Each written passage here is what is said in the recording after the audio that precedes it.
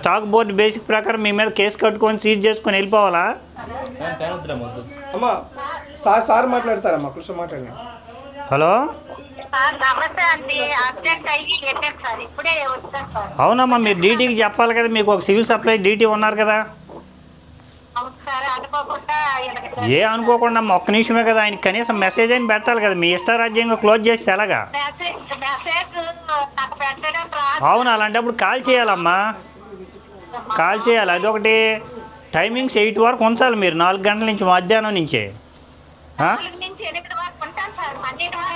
అవును, ఇప్పుడు లేరు కదా మేము వచ్చినప్పుడు. అదొకటి. బయట గవర్నమెంట్ నోటీస్ బోర్డు ఏదమ్మా? అవును, ఖాళీ బోర్డు ఉంది, దాంట్లో ఎంత స్టాక్ ఉండాలని లేదు. రూల్స్ ఫాలో అవ్వకపోతే ఎలాగమ్మా మీరు?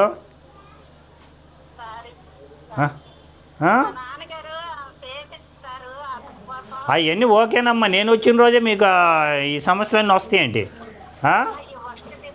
ఫోన్ చేయాలి. సరే, అది వదిలేయమ్మా. ఏంటమ్మా, ఒక బోర్డు లేదు, ఆ బోర్డులో స్టాక్ లేదు, ఇప్పుడు 0 ఉంది. ఇక్కడ చూస్తేనేమో 50 బస్తాలు ఉన్నాయి. దీన్ని ఎలా బేసిక్ చేయాలి అంటే మేము స్టాక్ బోర్డు బేసిక్ ప్రకారం మీ మీద కేసు కట్టుకొని సీజ్ చేసుకొని వెళ్ళిపోవాలా?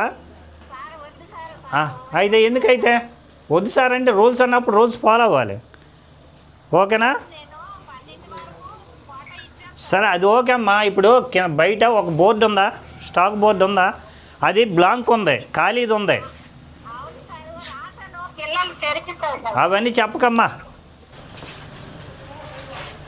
ఫైనల్గా 4వ తేదీ రాశారు ఆవిడ. 2వ నెల. ఆవిడకి అసలు అలవాటు లేదు. కృప, ఇది ఎఫ్పి షాప్ నెంబరు 4283 రాజాం. ఒకసారి స్టాక్ చెప్పవా? మొత్తం 0104283 రైస్ స్టాక్ చెప్పను ఒకసారి.